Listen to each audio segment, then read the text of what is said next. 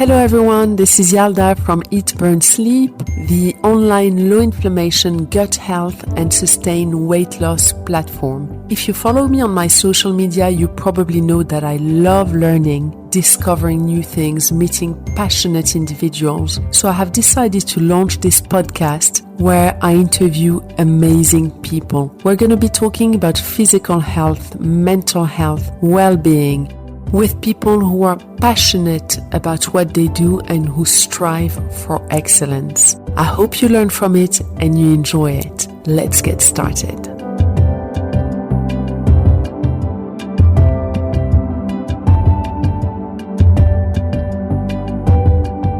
Hello everyone, welcome back to the Eat, Burn, Sleep podcast. Today my guest is my friend Caroline Stanbury, whom I've met many years ago, and life has changed a lot for both of us since the day we've met. And here we are today having a little girly chat with you. Hi, Caroline. Hi, Yalda. How fun is this? We're actually, so nice. I'm not in England very often, so it's nice to be here. So nice to see you. So we met the first time in 2007 in Paris, do you remember? I do. We were in a nightclub, of course. That was my favorite place at the time. Now, actually COVID has cured me of that. I don't think I'm not in a hurry to go back to nightclubs. I don't know about you, but I'm okay. I'm good without them. Although I will see you in Mykonos this summer. I will be in Mykonos. Woo. Well, if I'm allowed to go, I will travel. Wherever I'm allowed to travel, I won't go. I remember the first time we met, I looked at you. I never told you this. Okay. I looked at you and I thought, she looks like a doll. A doll? You had a little square bob, blonde, the perfect nose, the lips. Caroline is, for those of you who have met her, she's petite in real life. And she just looked like a little blonde doll with blue eyes. And that was my first thought. And then I discovered that the little doll-looking girl is actually a mini hurricane. So not so doll-like in real life. Small and mighty. Small and mighty. So, Caroline, there's a question I want to ask you, actually.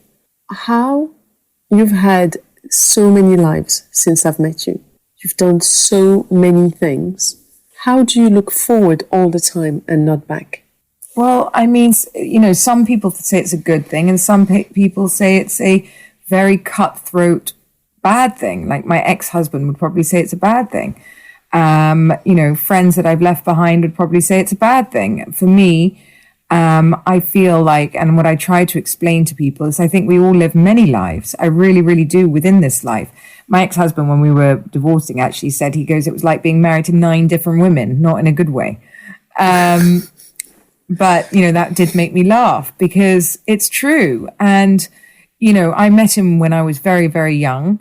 And when you're young, you don't really know who you are or what you want. And as you go on, I've spent my whole life being told what to do. And I think I've said this quite a lot in my, podcasts and things myself by different people, society, my parents, school, friends, everybody that chimes in on your life. And I've understood as you go further on, why am I so childish? Why am I a hurricane? Why am I willing to try anything? Well, first of all, I think if you don't try everything in this lifetime and you are so blinkered and so bloody minded on this one career goal. Now, look, if you're a sportsman, you want to get to the top of your game, I totally get it. If you are doing what Yalda's doing and you want to be the best nutritionist and you go all the way through, amazing. Obviously, you need to be focused on one thing.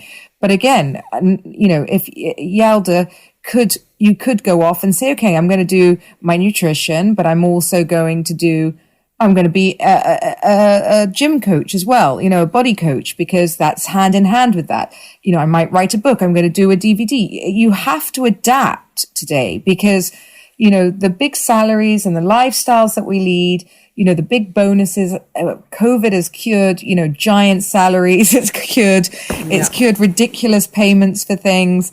And now you have to work 10 times harder. You just do. So I think I just threw out a load of nets and you just figure out 1 or 2 will stick and then 3 or 4 fail. And I think, some of the most successful people And, I know that my Instagram looks like everything's perfect all of the time, but I have failed more times than I've succeeded, for sure. I have failed very publicly, very many times. And I just, exactly what Yalda says, I just reinvent myself. I get, sad for a minute. I, go into a shell, feel embarrassed. And then I stand back up and go, okay, no one else is going to go, oh, well, you failed this time. Here's a check for £1 million. Go and relax. It doesn't work like that. So, you either collapse, be the victim, or you get back up and reinvent yourself. And so here I am. Totally agree. Completely agree with that. I remember actually before accepting doing Ladies of London, so many people in your social circles were extremely unsupportive. Everybody. My parents, my grandparents, my friends, no one said do it. I'm trying to think if anyone said do it, really. No one. I didn't say do it. No one did. I was one of them. Are you completely out of your mind? I was trying to be a serious businesswoman. Even when I was being a serious businesswoman, I was still doing cartwheels around the office. But I think that's the whole point. I've always said balance is everything. And what I mean by balance is if you have to be serious in your everyday life and you've got real, issues, I have to pay, like Yalda. Now, we have to do all the bills ourselves, get the kids through school. I don't care how supportive your ex-husband is. The women still end up doing most of the work. All the menus, the food, the this, the that. If I'm not doing any cartwheels and having fun the other side, then I'm just working to supply things to everybody else except me. Correct. And I don't believe in that. I believe that, if I want to have a toy boy boyfriend or I want to go out and dance the night away and, drink too many cocktails and lie on the bed and giggle all day and I'm not hurting anybody, that's my prerogative because I work hard enough and everyone around me is taken care of by me. I vouch for that. I know you do. Yeah. You work really hard. But I mean with you too. Yeah. You work really hard. Look at your kids. If someone told you that, Yalda, you can't go out and, date and behave like a lunatic once in a while, then what's the point of life? Yeah, I agree. I actually don't show my fun side on social media much because a lot of friends of my children follow me and I prefer keeping it, very focused on nutrition and that's mainly my message. But, I'm definitely someone who's extremely adventurous and I love new things. It's my personality. I'm very extrovert and I love the unknown. I took Yalda to LA, made her go shopping, made her go night clubbing, made her hang out and do, things maybe she wouldn't have normally done. And you loved it. You had a great time. Mm-hmm. Absolutely great time. We went shopping. I chose all her clothes. She had to buy what I said. She did boss me around. I was like, no, Caroline, yes, wear that. You were right, actually. Thanks for it. I took about 10 years off her. You did. I owe you that. I did, but it's, it's so easy just to become a mum or just to become, someone that serves everybody else around them and doesn't live for themselves. And the key thing is, as I've said, and I've just done a podcast on this, selfish is the new black. And by selfish, it means it's not about not caring for other people. You can't care for other people if you're miserable from the inside. You cannot. It very much depends what your nature is. I'm very, super hands-on mom and all of that. And when I got divorced, I mistakenly thought that when I had the children, I needed to be 100% focused on them. So the weeks I had the boys, I didn't book in any dinner. I wouldn't host. I did all of that when they were with their dad. And one day I realized that it was extremely unhealthy. Yes, you're creating a false reality for your children. That's right. So my children thought that I'm just someone who cooks, feeds them, watches a movie with them, does travel with them, and goes to bed. You're a housekeeper. That's what I would say. No, I have another girlfriend, a really good girlfriend that lives down here in this, I always laugh, lives down here in the countryside in this fuck-off mansion, gorgeous, used to be, very, very successful, and turned herself into literally the housekeeper. She said when people come to the door, they actually think she's the housekeeper of the house. Yeah, they mistook it. I'm not that. No, I know, but women do that. Yeah, they do. But you hid it from your children. No, what I did is I carried some guilt from the divorce and also from years of being sick and not being as present as I would have wanted to be, because even though I was there physically, I was in physical pain and all of that. And as a mom, you carry a lot of guilt. So I didn't enjoy myself. I mean, have my own life when I had them. And one day I realized that it was not balanced. And I started going out on the weeks I had them. I started hosting. And I realized my children were blossoming, loving sitting at the table with my friends and I. And one of their favorite things is when I get 10 people over and we have a party, I cook for everyone, I do a big buffet. Or when I go out for dinner, because they get to stay with Alma, who's been taking care of them since they were born, helping me. And sometimes they miss their one-on-one time with her and they ask me, Mommy, are you going out tonight? Are you going out? And they look forward to seeing the back of me. So what I want to say here to other women listening is Caroline has a point.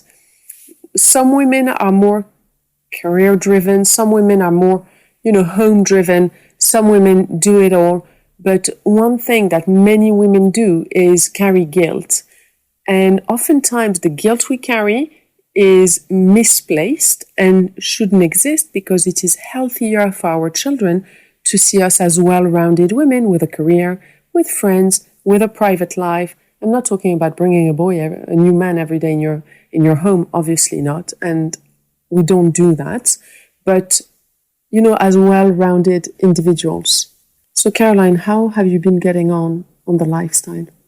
Oh, on your lifestyle? Yeah. Well, I've always suffered. I've always been sort of small, but I've just always suffered with bloating, and it's immediate for me. I also froze my eggs this year because obviously I've got a new relationship and I wanted to have he wants to have options as well. So we froze my eggs and I put on 5 pounds. I just could not shift. I've managed to get it off now.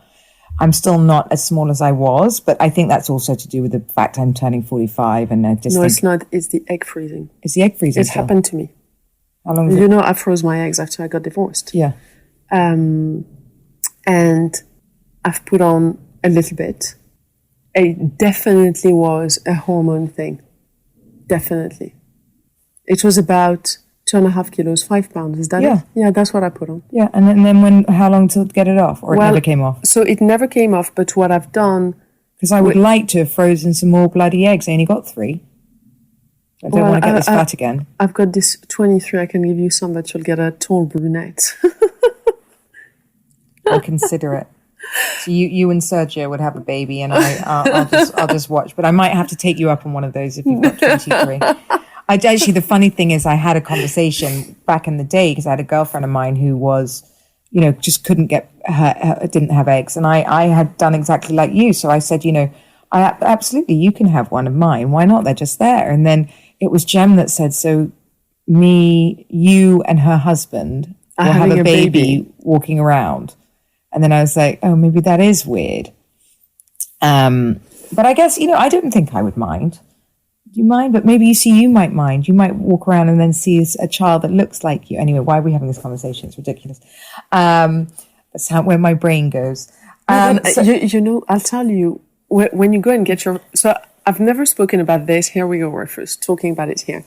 After I got divorced, I was in a new relationship. And I always had my babies very naturally. I've always been very fertile. So I never thought about IVF or egg freezing or anything. And I was in a relationship with someone who had gone through quite a few rounds of IVF with his former wife. Mm-hmm. And one day a girlfriend said, you should freeze your eggs. I was like, nonsense.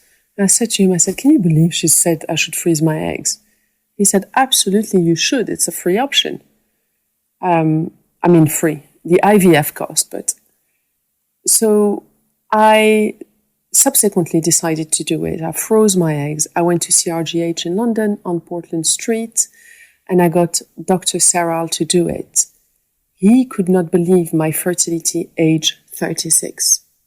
Mine was 37 when I just did them, but I only have 3 eggs. No, I was 36 years old. Oh. And my fertility, he couldn't believe that I had 23 really high quality eggs. So when I came back, because I had told him about my medical history, when I came back, he said, okay, I need to talk to you. What do you do? because I'm a fertility expert. I said to him, well, I follow a low inflammation lifestyle. He said, what's that? We're talking 6 years ago. I explained to him, I said, that's how I keep in remission, and it helps with fertility because chronic inflammation impairs fertility.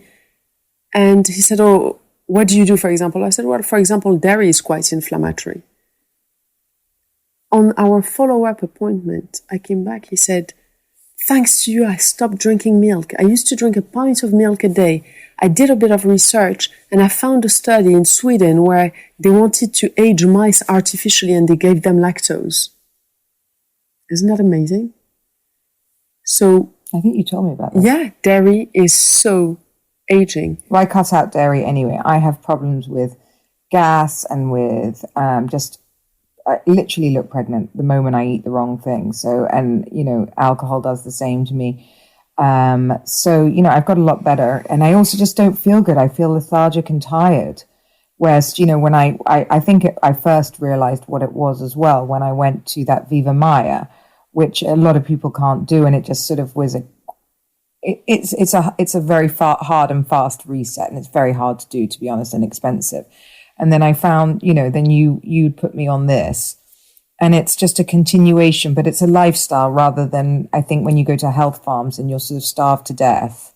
They're great if you, to start the discipline, right, of changing everything and getting your body flat, but you can't live totally that way. You absolutely can't when the eat, burn, sleep lifestyle is absolutely sustainable. And actually, well, what I did learn is I'm not allergic to. I think what happens is you go to these normal allergy tests and you come back with a list of 55 items that you can't eat, and you think, well, fuck that. How am I going to live like this? But I've got kids. Have you watched my video about leaky gut? The reason why these things come up, it's not because you're allergic, it's because your gut is not sealed. Particles of food go into your bloodstream. Your body sees that as a foreign pathogen, starts creating antibodies, and those blood tests pick up on the antibodies, and they say, oh, you're allergic to almonds, or it's not that, it's just because you've eaten it and your gut is leaky. So on the eat, burn, sleep lifestyle, you've realized you're not allergic to anything, you're getting your gut health better, and that allows you to be able to eat and feel well. And as long as you respect the treat system, which is you can enjoy yourself and have a bit of chocolate and all of that, but there is an amount and how much and what type, then you stay feeling good with a great body composition and great skin, no bloating, better mental clarity. Because the reason why your mood and your energy was low is because you had bloating in your tummy, which is a sign of chronic inflammation. And then you get neuroinflammation, which lowers your mood and your energy levels. So it's all linked. No, I completely see that. And I do feel so much better. So as I said, I've just been on this. I went to the Viva Maya, which, I absolutely love too.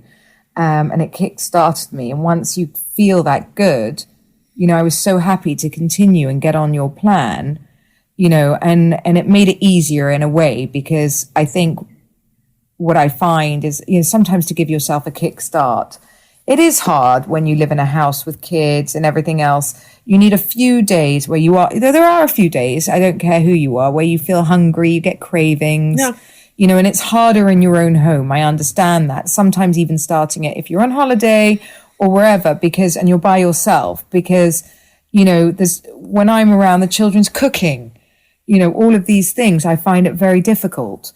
And obviously, you can't put the whole house on your lifestyle plan. Yeah, but you can do that food and you add rice for them or pasta, which is what potatoes. I do. That's what I do now. That's what I do as well. Yeah. I never cook separate meals. Yeah. And I cook in batches. I put it in the fridge or in the freezer as well.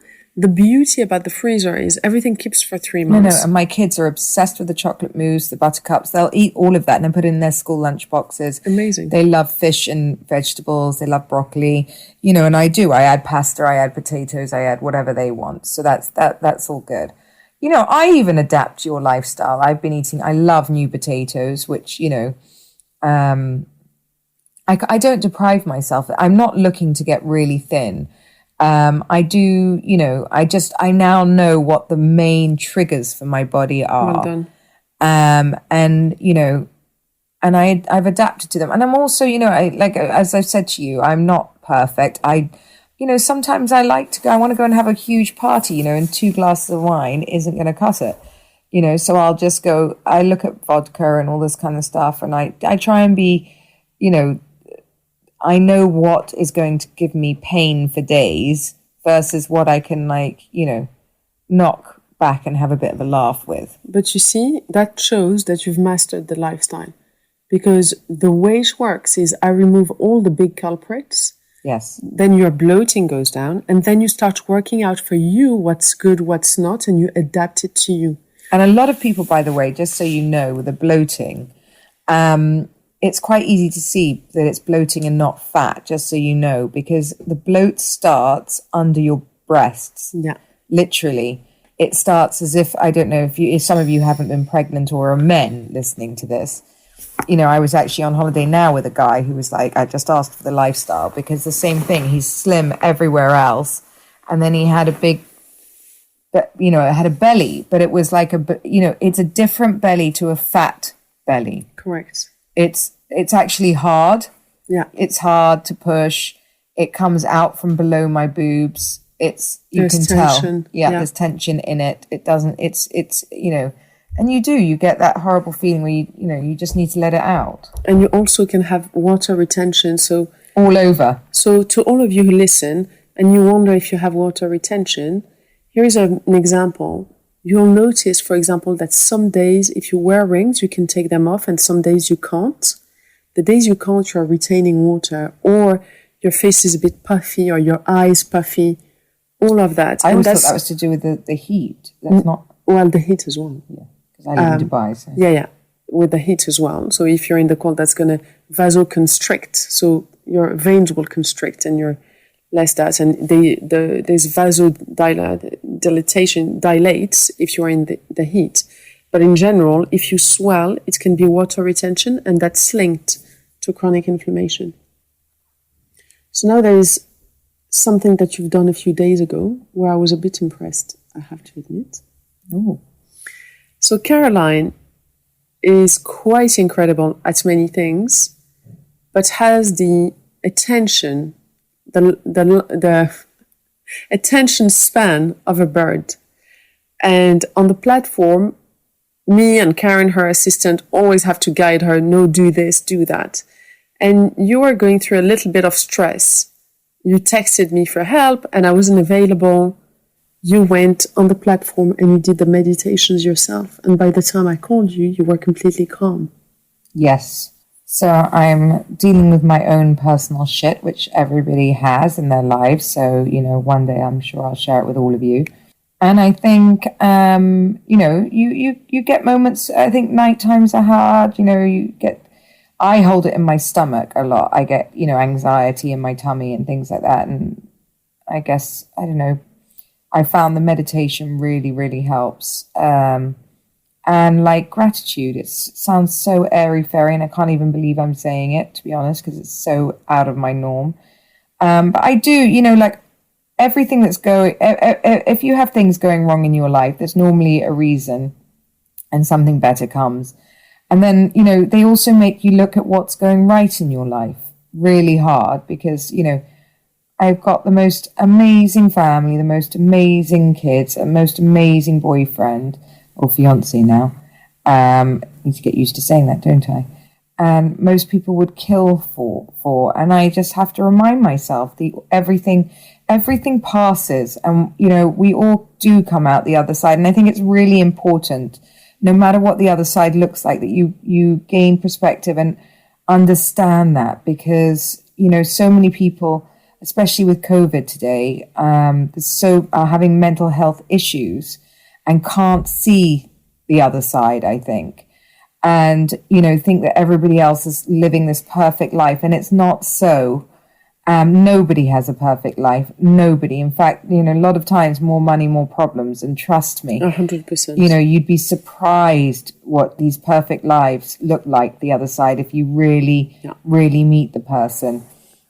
So I just wanted to really say that to you. And breathing techniques, they sound airy-fairy, and you think, God, I'm going through so much right now. You really want me to sit down and fucking breathe through my nose and out through my mouth, and go and sit somewhere, with my hands in an position.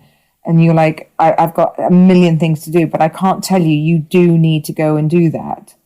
Even if it's for 3 minutes, 5 minutes, I take a cup of tea, I go and sit on my balcony in my house and remind myself how fucking lucky I am, regardless of anything. Because at the end of the day, you can lose everything, but you can't, if you have an ability to make money and earn and know how to build your brand, money comes, money goes, people. Yeah, that's the one thing that, absolutely. You can't get time back.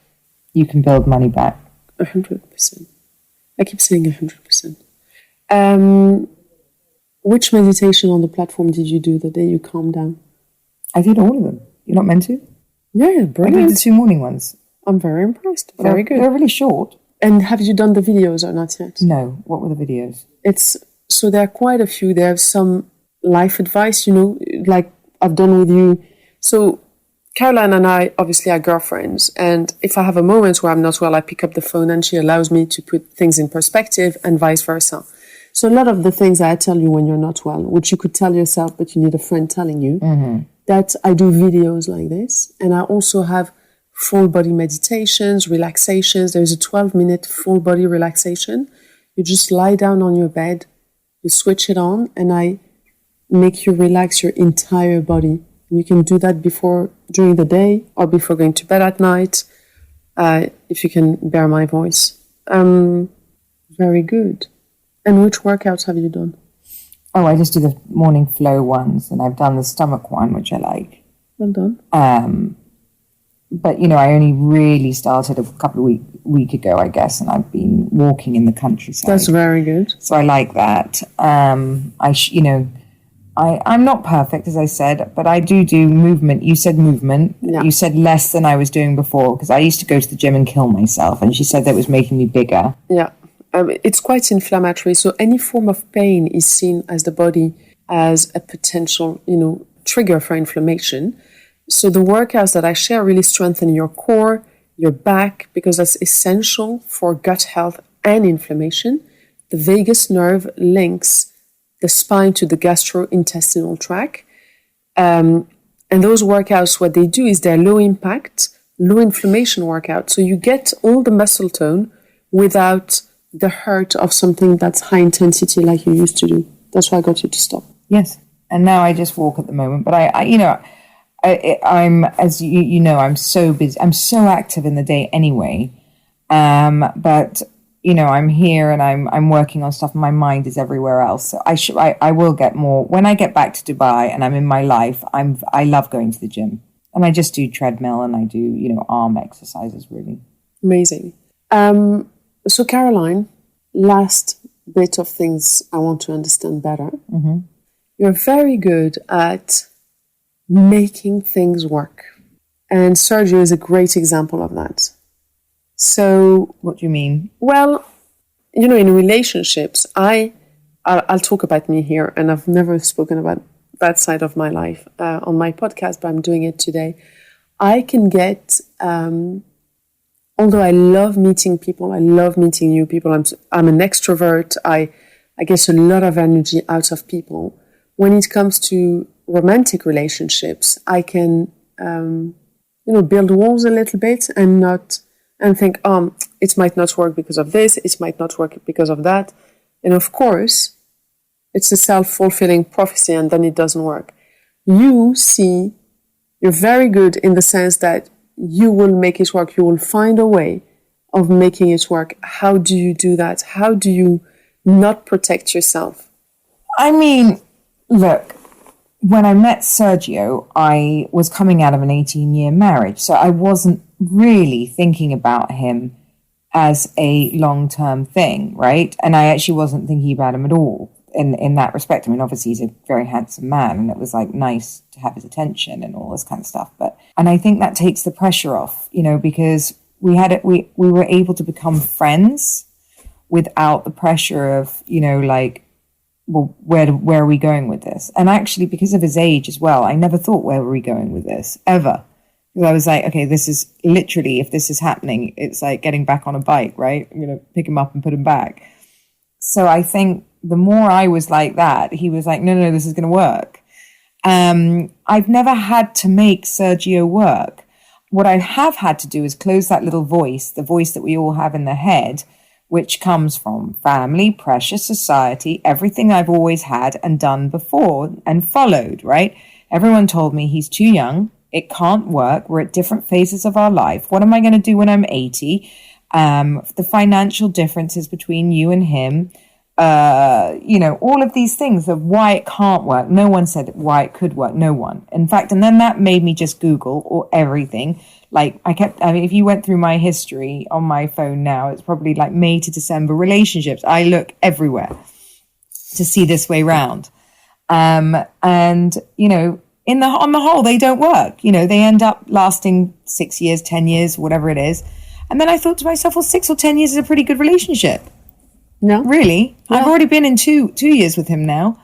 And I'm like, now I'm in a relationship. So it has worked, regardless what anyone wants to think. It's worked. I know people that have left their marriages and gone off with guys their own age and it hasn't lasted this long. My relationship is working. I haven't had to make it work because we genuinely laugh all day long. There's nothing to make work. It's just, he's my friend. We're passionate about each other. He loves my kids. I don't force him to be here. I don't force him into doing anything he doesn't want to do, and nor does he me. And the moment it became work or doesn't work, the great thing is both of us can leave. All the reasons that people told me it can't work, where will I be when I'm 80? Well, where would I be with Jem when I'm 80? He could have met a 20-something-year-old girl then. Absolutely. And buggered off. Who knows? There's no guarantee with any of the men that I've ever been with that it would be any different. And actually, Sergio's such a family man. I probably have more of a chance with Sergio being by my side when I'm 80 than anyone else. And I'm such an open person, by the way. Maybe I'm actually very, very pragmatic. Maybe there's a different type of relationship that ends up happening with me and Sergio. Maybe, we negotiate another form of a relationship. Who the fuck knows? Because we're going into business together. We do everything together. Maybe later on in life, I don't know what it looks like, but I don't know what it ever looked like with anyone. And then, there was the pressure of what society tells me can't work. But who are they to say, just because it hasn't been the norm, I'm not normal anyway. So, I don't know. I don't feel like I've done anything like amazing, but it's been incredible, the reaction to our relationship. And I think what I have done is just told people, fuck society and follow your own head. I mean, society is still very judgmental. I remember when... who is society, Elder? People, when we got... when Macron was elected president in France, God. There were all these jokes on the internet about the fact he had an older wife. And I'm not the kind to go and write under the post of a friend that he's being a dick. But someone on Facebook put that. I rarely go on my Facebook page. Someone shared a joke, of course a man did, and I got upset. I said, listen, to every man who dates a younger woman, there is not a single joke out there. In which way is this different? I was upset. And I thought this is so misogynistic. Yeah. I really dislike it. Yeah, I made headlines in 6 or 7 countries while the president was being removed from office. I made headlines. You would think that I was an old grandma in a wheelchair with one leg, the way I was being treated. And I don't know, like undesirable in every way. That how could he be with me? That it made such headlines. I was so insulted because you walk into Annabelle's any night of the week, and every single table is filled with aging old men with young girls. Yeah, and nobody bats an eyelid. I agree with that. And normally they're still all married. Yeah, True. They are. I agree. When I was young, I used to have a really bad image of feminists. I thought that, of course, there is, a lot of, not equality, but, equity. I don't know if you say equity in English. Equality. between men and women, because to me it was obvious that we are completely different, but we complement each other. And then life has taught me that unfortunately we are not treated the same. But what I'm noticing that's going on is it's going the other way. So the other day we were watching a Disney with my son Will, and he said to me, Mom, it was Disney or Pixar? Disney. He said, Mom, Disney used to be racist. The goodies were always white and they were misogynistic. It was always men. But now they've gone the other way. Look at this, Mom. All the baddies are men and all the goodies are women. I said, that's so interesting. Why do we always have to go from one extreme to the other? And really, it should be a non-event, the age of the person you're dating. It should be a non-event. All the differences should be non-events. Well, it's meant to be a non-event now, whether you're born a man or a woman, and you can choose your gender and you can choose everything else, yet you can't choose your bloody partner, what age they are. You can choose everything else in life is acceptable, except older women with younger men can only be, clearly I'm either paying for him or somehow I've hooked him in, this, I see it all the time. Like I went out for dinner with him in just now, and this woman looked at me like I had, and it's women, by the way. Yeah, it's women who are judgmental. It's terrible. Yes. This woman looked at me like, because he was talking about wanting to marry me, and she was like, she looked at me like I was this evil woman who was like, snared this young sort of boy who has no mind of his own, and persuade him to take me on somehow. And I'm like, you think I'm rushing down the aisle? Wrong person. Speak to him. He doesn't want, he's the one that wants to get married, not me. But I will marry him, of course. I love him. But it's not my be-all and end-all. I've been married. So something happened earlier. Caroline's mum is a very beautiful woman and has aged incredibly well. So I asked Caroline, how old is your mum? She said to me 74. And Caroline's mother is so beautiful. She's sexy. Mm-hmm. I don't want to say still sexy. She is sexy. And I said to Caroline, that's goals. I want to age beautifully like this. Sergio comes in and says, oh yes, she's so beautiful. You got upset. No, he just makes me laugh. He's like an old person trapped in a young body. He calls me a young person trapped in an old body. But, we have an amazing relationship. We just do. It's just, there is no, I can't really explain it. There isn't really any work to it. It just is. It's like I've known him my whole life, really. That's lovely.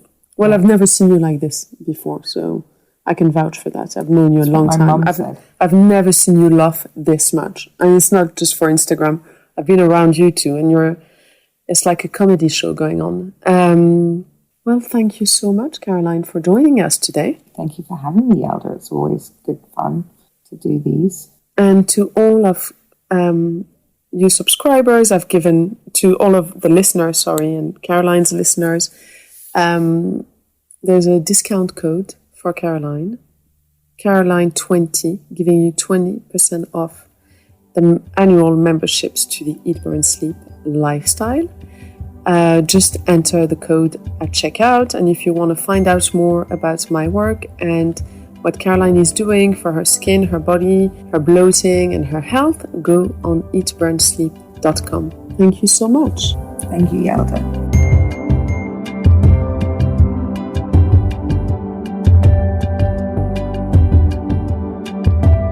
Thank you to all of you for listening today.